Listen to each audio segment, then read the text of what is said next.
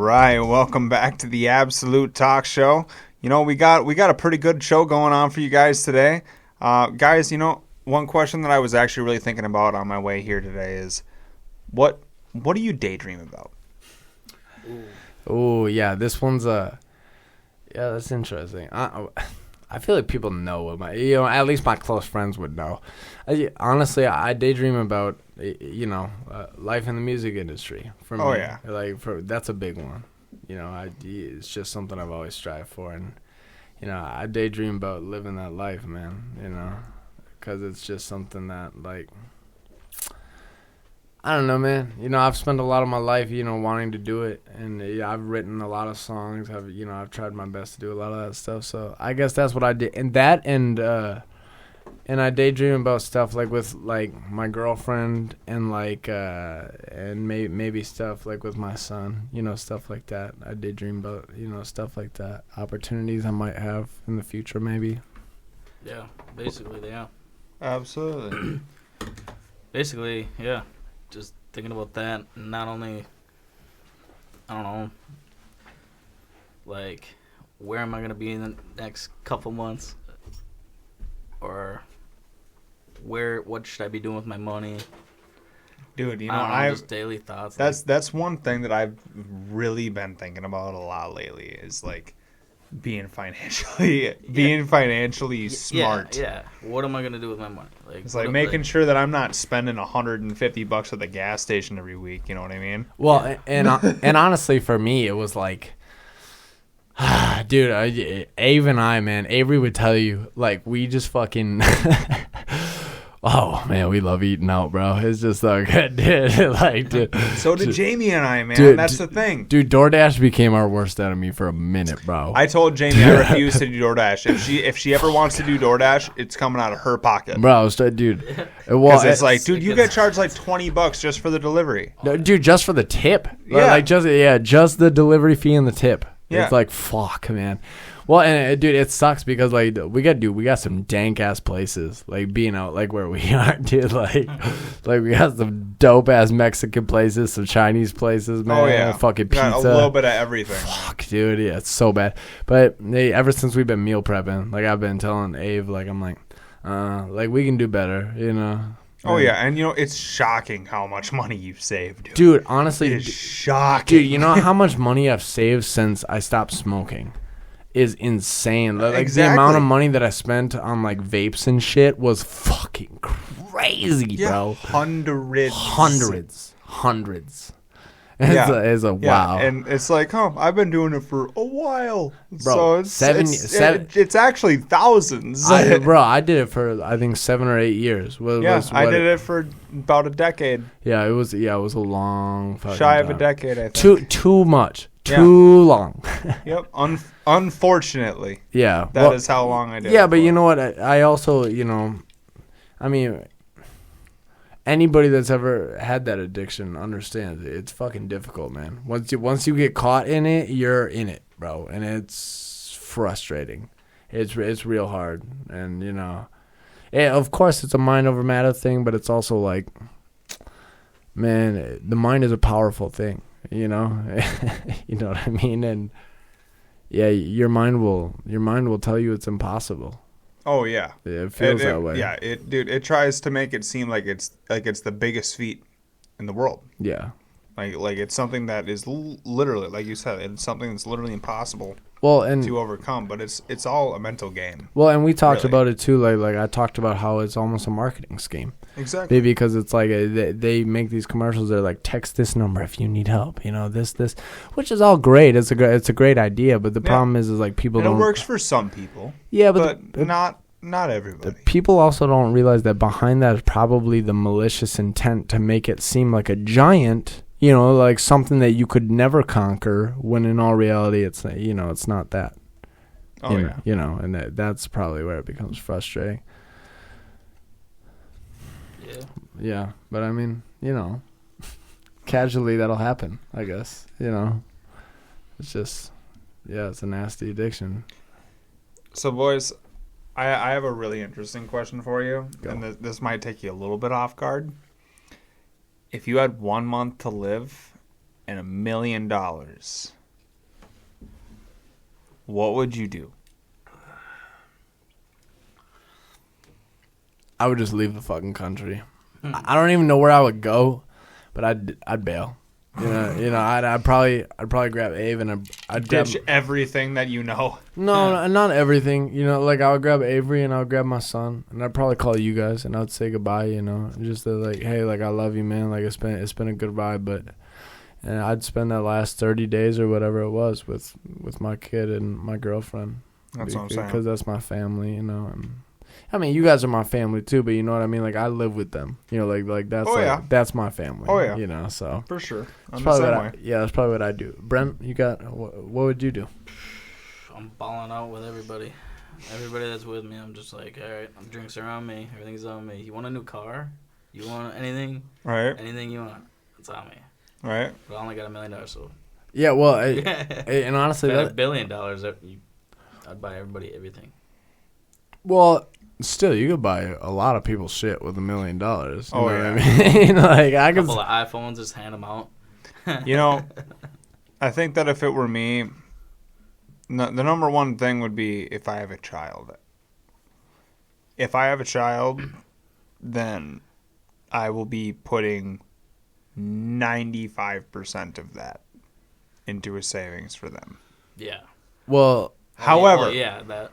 If we're talking about right now, and I do not have a child, right now, then that means that I will go out and spend a lot of money on a lot of things that I shouldn't. Yeah, welcome to being rich. Yep. Enjoy them. On top of, I would probably like rent out a resort for all my friends. Yep. That would be it, bro. That would be it. Open bar. Yeah, like an open bar, like an open bar resort for like a week straight with my friends. I think that's what I would do. Yeah, so we would all commit suicide before your untimely demise. Oh right? Yeah. Oh yeah, dude. I would be like, if I'm going out, you all are going with me. Like, yeah, right. No way. But dude, no way. Dude, no way. Dude. Fuck you. But here's the worst part though. Imagine you get that $1 million and you don't die. You spent that $1 million. Ooh, bro, that would be the swiftest and most sincere kick in the ball sack of all time. It's like you were gonna die of cancer, but it's like, oh hey, God, you beat the cancer. And you're just like, unfortunately, you're mad. You sold your house. Well, bro, it's like that. So you guys have seen Breaking Bad, right? So unfortunately, no. Wow, really? No, oh man. Okay, well, hey, spoiler alert here, real quick. There's a scene in Breaking Bad. I forget what season it is, but obviously the whole premise of the show is that Walter White gets lung cancer, terminal, and he's told that he's gonna die. So, in a desperate attempt to make money for his family, he becomes a meth cook because he's a chemistry teacher and he's a smart guy. Like this guy knows how to make some pure ass meth, right? Like this guy can make money, bro. And so he goes along this whole fucking journey. Anyway, there's a point in the show where he goes back into the doctor to visit them, because he's going through chemo and all this shit. And the doctor tells him, well, it's gotten better significantly. Like you're looking good, man. And this is after he's made all the mistakes, gone into the meth and shit. And there's this scene, he goes into the bathroom, bro, and he just fucking beats the shit out of the paper towel dispenser. Just bam, bam, bam, bam. Just fucking beats the fuck out of it. That's literally what that would be like, bro. It's like, oh, okay, cool. So I just did all that for fucking nothing, right? You fucker. It's like, oh, cool. So now I am completely dead broke again. Right. No, and honestly, and I'm still gonna live. Yeah. I thought I was going out on a win. Now I'm gonna go out on a hard lose. Yeah, dude. Yet again. Dude, honestly, one of the greatest fucking shows of all time, bro. But really. Honestly, say 10 years after all that happened, you'll look back and be like, remember that time? Yeah. Was it still the best time of your life? Yeah. Yeah, probably. But yeah, having $1 million, that'd be crazy. Dude. What would you do? Dude, I think I would screw myself over Where do you tenfold. go? What's Realistic. Especially if it was within a month of death. Realistically, I talked to my dad about this, right? Because my dad actually told me one time, he's like, dude, I had a genuine concern that when you were doing drugs that you were going to be, your music would get popular. He told me, he's like, I had a real concern because if somebody handed you $1 million when you were like that, you would have fucking died. He's like, you would have fucking. I remember that. No, he straight up told me that. And he's like, yeah, it scared the shit out of me. But, no, dude, the problem with money, which, by the way, there shouldn't be a problem with money. It's not even a problem with money. It's a problem with personality. Like, when you give people money, they take that shit and they run. And much like Walter White, I think every person has their own devices that they would turn to. You know what I mean? It's like for some of us, it would be drugs. For others, it would be alcohol. For others, it would be, materialistic items or whatever it is, but money has a funny way of showing people's true colors. And I know. And I think that's my point here, Yeah. Especially if you don't have any, adversity in life anymore. Right. Everything's easy after that. You made it to the top, now you just live. It's like, all right, I'm going to go crazy. Right. Well, and, yeah, NF, we're all big fans of NF. Oh, yeah. I feel like around here, but... I'm wearing the hat right now, man. Right, yeah.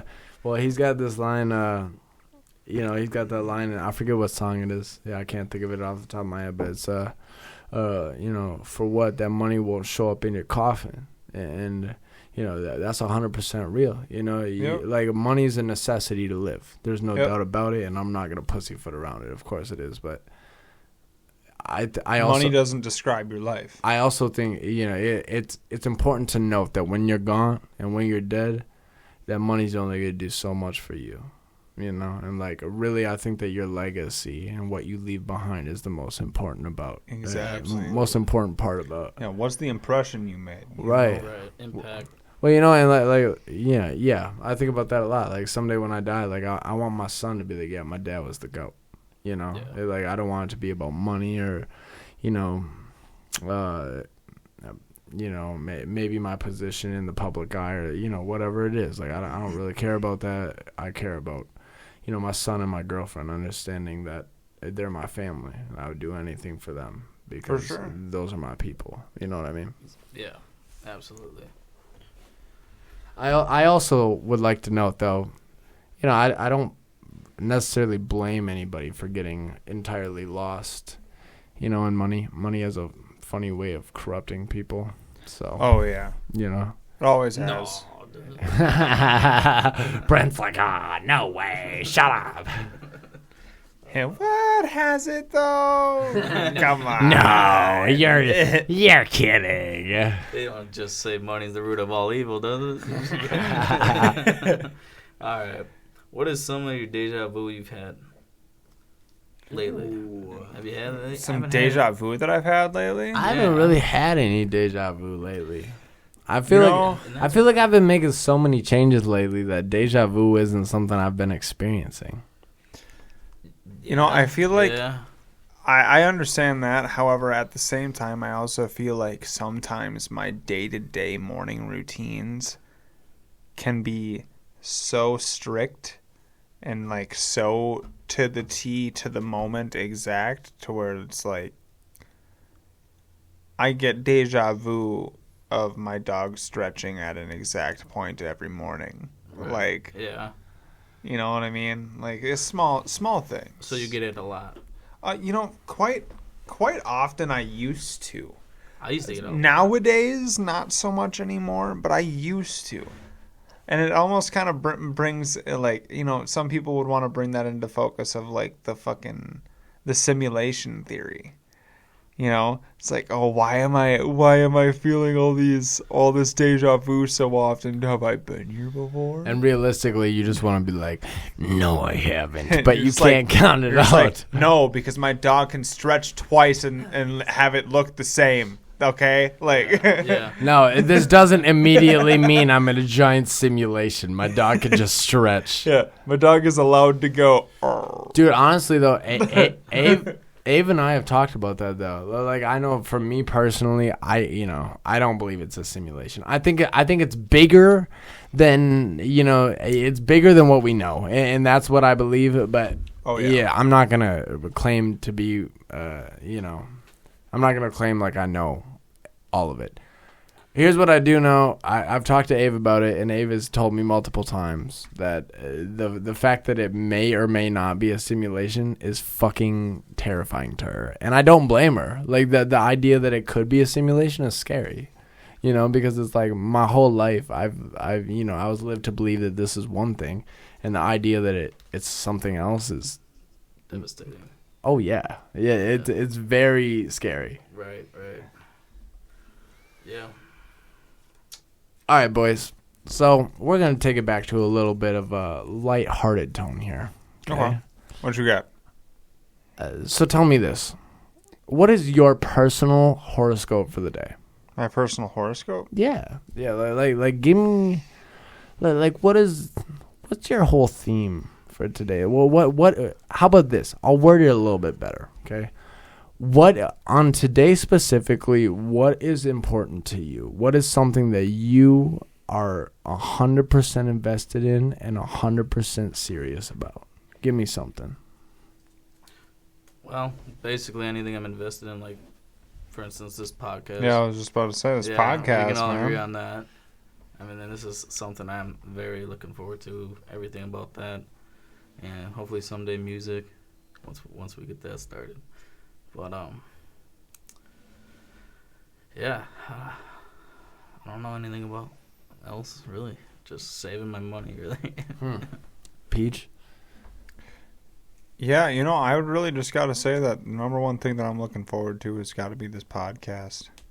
We've started to make some leeway, and it's more and more so every week started to be the number one thing that I look forward to.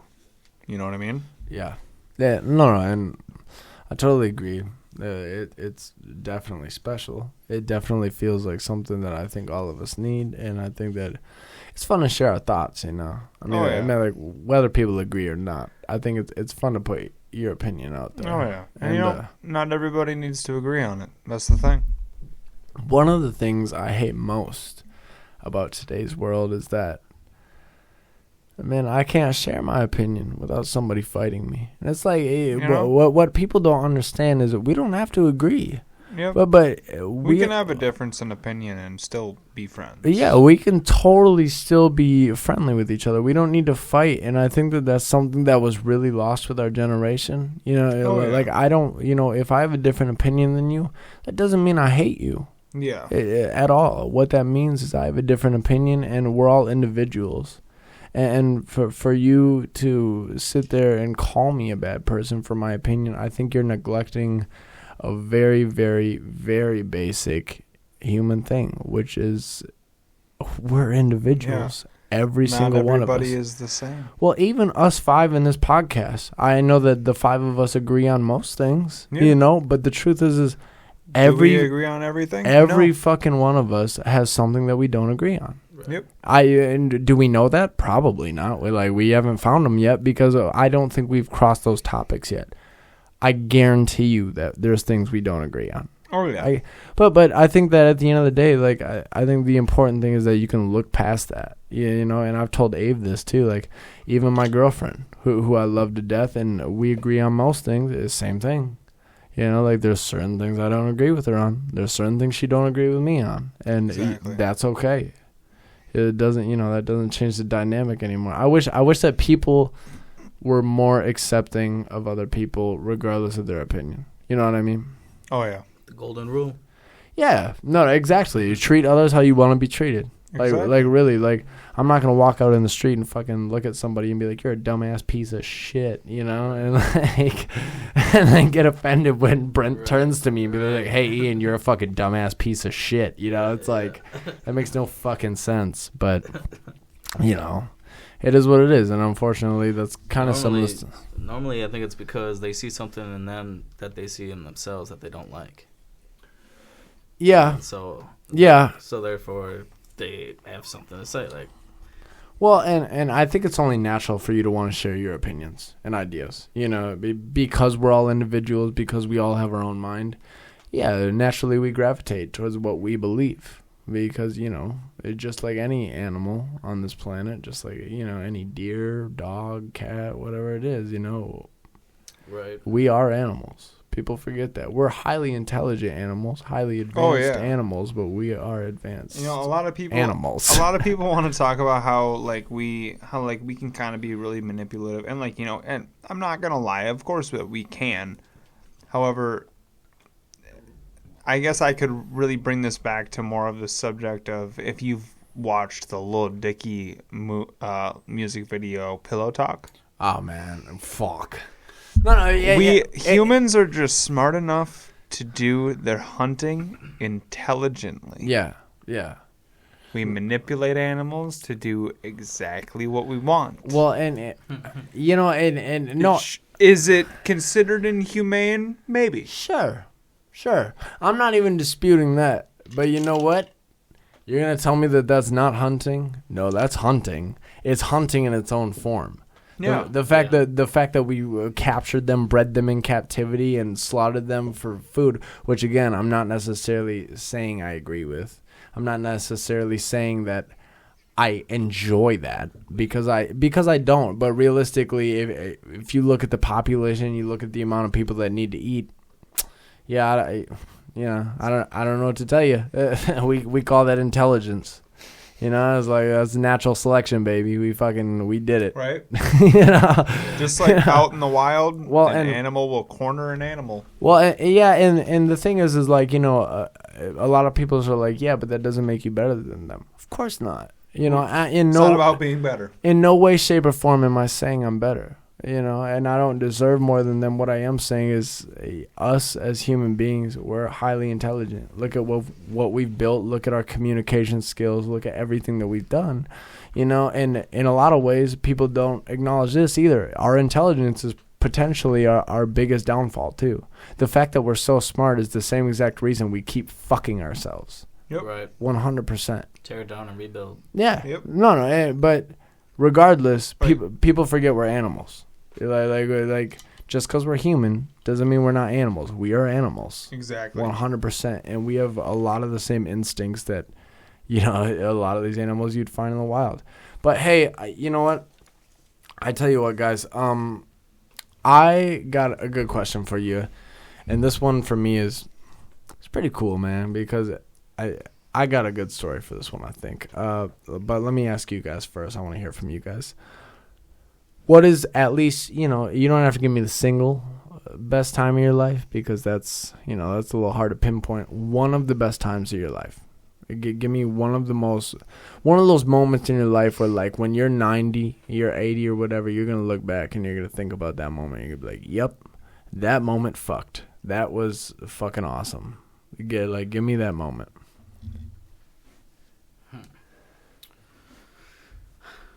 I would have to say, when I was like 6 years old, we went to Walt Disney World, and I was obsessed with dinosaurs. And we went to the Jurassic Park, and I just freaked out. My grandparents said that I would just shake, just in an excitement shake, like you. Just you weren't scared? Oh no, I was just excited to see just all these bricked up. dinosaurs. Yeah, like I would bricked smile. up. I was just the happiest kid. Ah, dude, that's awesome, bro. Yeah, that was. Fuck yeah, dude. That's fucking sick. Dude, that was so... just fucking so lit about fucking dinosaurs. Just Something fucking about, it. Yeah. Oh, man. So, I don't like the fact. So two things come to mind for I don't know me. why that was the first thing that came to mind. I was just like, I don't know. No, that's a good one though, because my son loves dinosaurs. Really, my son thinks fucking T-Rexes are dope, man. So two things come to mind to me. One of them is hanging out with Ian skateboarding at the band shell downtown Hudson. That is like a core memory. Dude, let me tell you something, bro.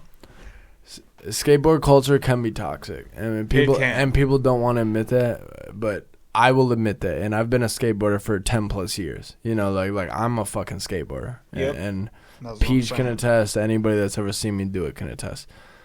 But there is an element about skateboarding that is just so freeing. If you do it right and you do it for the right reasons, man, that will really set you free in a lot of ways. So exactly. I vibe with that. Yeah, the band shell is a core memory for me too, Peej. Yeah. However, the other memory is also about Disney World. Yeah. My dad had brought me there when I was wee itty bitty, and I have this memory so vividly in my mind. My dad brought me there, and I was super upset that I hadn't seen my mom because I missed my mom. I was like 6. I missed my mom. My dad called my mom one night, whatever, blah, blah, blah. Next morning, we got up, we went out. I was still upset that I hadn't seen my mom. And so, like, I did not care about any of the characters. Like, all these characters, like Tinkerbell and Goofy and all these guys are coming up to me like, yeah, like, hey, little guy, how you doing? Like, you're like, fuck you and your fucking stupid face. Trying to make me happy, trying to cheer me up. And I'm like, dude, I'm just staring at these people. I'm just like, dude, like, I promise, like, you'll probably have a better day if you leave. Hey, I just want you to know, like, you might be dressed up as a lovable character, but I want to punch you right in the fucking nuts. And unfortunately, I looked at a few characters and said, you probably should have called into work today because I made it hell for Captain Hook, bro. You scared Mickey Mouse. I made it hell for Captain Hook, bro. Hey. I literally got to Captain Hook, and like, you know, when you go to Disney World, you have like that little booklet where like all the characters like are able to sign their name for you, get their autograph. Yeah. So I was walking over to the area where Captain Hook was, and Captain Hook, I guess, scared the shit out of me. But I had walked up to him, and honestly, I think that I just didn't want his autograph. I think I just didn't care about him. You're a dumbass bitch. I'd rather get Peter Pan's. And like, cause he was like, hey, little guy, like, you want me to sign your book? You're like, nah, motherfucker. And he like grabbed my book and he grabbed my pen and he signed it and then he handed it back to me. And I grabbed my book and I looked at the pen and I just was like, I grabbed it. I just looked at it and I looked at him and I just fucking chucked the pen at him. Oh my god! You're like, oh wow, thank you for the most useless fucking signature I could ever get. So someone somewhere got absolutely smoked in the head with a pen by a 6-year-old while working as Captain Hook at Disney World. Yeah, your only mistake was not waiting till they took the helmet off. Yeah, the head off. Yeah, that's what you said. Dude, I don't know why that memory came to mind, but that immediately came to mind. Yeah, bro, I'd have yeeted a pen. Honestly, I don't know. I think really a core memory for me. I mean, this is kind of a gimme for any parent, but when Castiel was born, when my son was born, that was one of those moments where it was like everything changed. Yeah.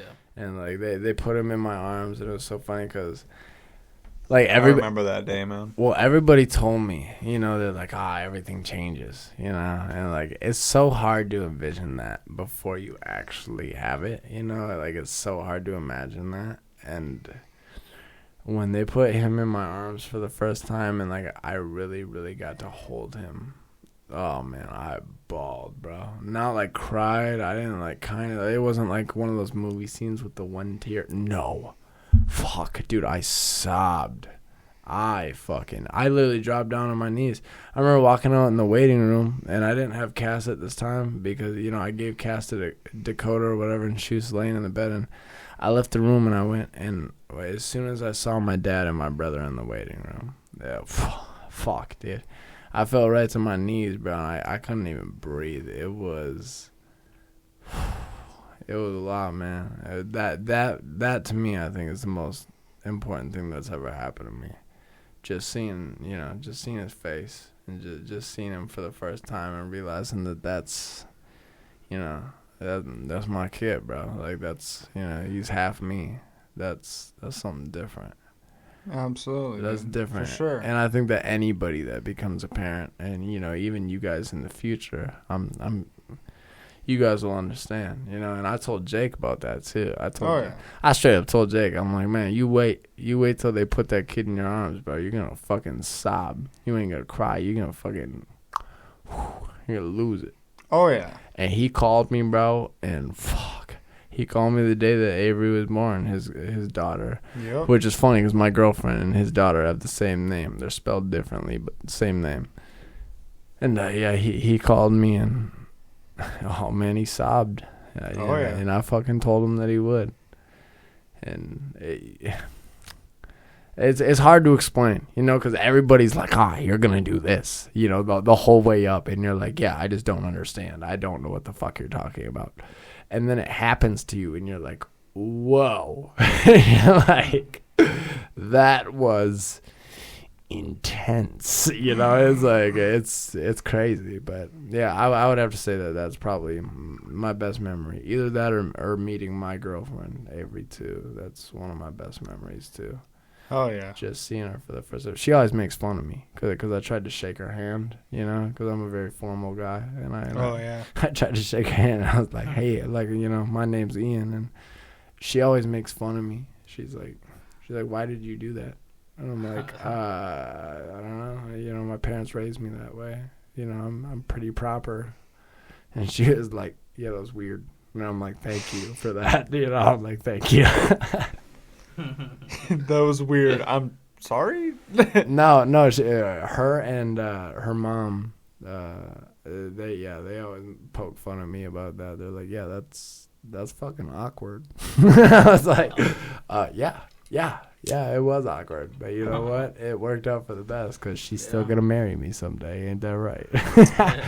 That's all right. That's what matters. That's right. Well, I tell you what, boys. I think this has been a pretty successful episode. I think we've had a pretty solid episode tonight. Perfect. Hope you enjoyed it. I hope they all did too. Do us all a favor. Leave a comment. And leave us a topic to talk about, man.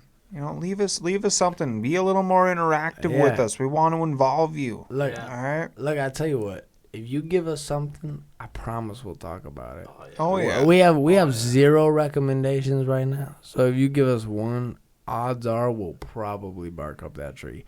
Yes. As long as it's not something that is highly controversial. Yes. But yeah. Yeah, we like to keep it lighthearted and fun here. Yeah, so. We have our moments, but for the most part, we like to have fun. Yeah, absolutely. That's right. All right. Well, I tell you what. Thank you, everybody, for joining us, and we will catch you next time on the Absolute Talk Show. Make sure you hit that subscribe button. Hell yeah. Peace out.